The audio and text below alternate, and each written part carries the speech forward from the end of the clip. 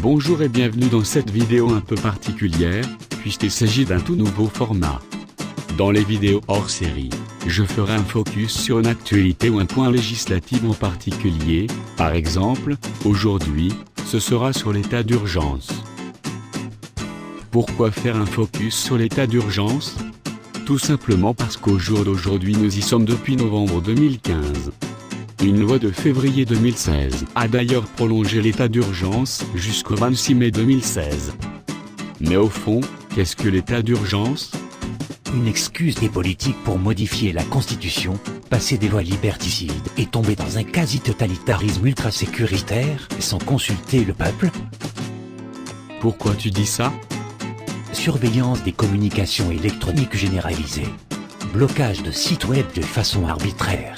Assignation à résidence sur la base de la suspicion. Prolongation de l'engagement de forces militaires en Syrie. Modification de la Constitution sans consultation du peuple, et j'en passe. Revenons-en à nos moutons. Qu'est-ce que l'état d'urgence?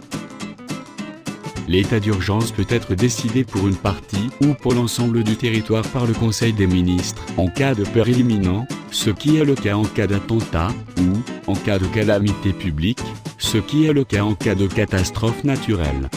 L'état d'urgence permet de restreindre les libertés publiques ou individuelles, par exemple, en limitant la circulation sur le territoire, en réquisitionnant des moyens humains ou privés, ou encore en procédant à des perquisitions administratives.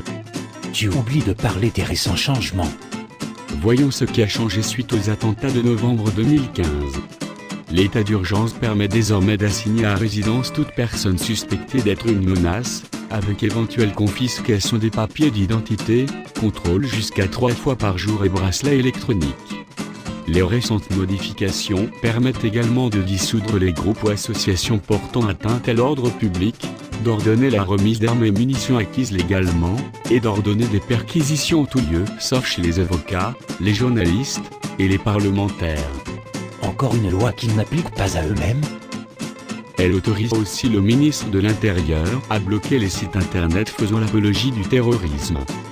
Ça peut vite dériver en une censure décidée par une seule personne, non? Les modifications apportent aussi la suppression du contrôle de la presse, de la radio, du cinéma et du théâtre. Donc on remplace la censure sur les anciens médias pour en mettre sur les nouveaux? C'est la première fois qu'on utilise l'état d'urgence, non? En tout, l'état d'urgence a été déclaré 6 fois.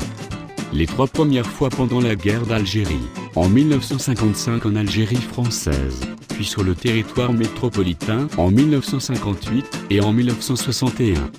La 4e fois, c'était en 1984 pour les territoires d'outre-mer, et plus particulièrement pour la Nouvelle-Calédonie qui était au bord de la guerre civile.